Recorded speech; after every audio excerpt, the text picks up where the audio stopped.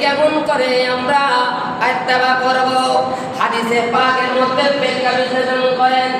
আমিন আমার নবী বয়ান দেন, আমার আল্লাহ নবুয়তের জবান কুদরতের জবান শরীফ দিয়ে বয়ান দেন, বান্দা তোমরা যদি আমি আল্লাহর যদি অনুসরণ করতে চাও, আমি আল্লাহকে ভালোবাসতে চাও, অনুকরণ করতে চাও, তোমরা আমার মাহবুব নবীকে আমি যে রঙে সাজিয়েছি ওই লামকানের খুদার তরফ থেকে আমার মাহবুব নবীকে আমি দুনিয়ার জমিনের মধ্যে প্রেরণ করেছি।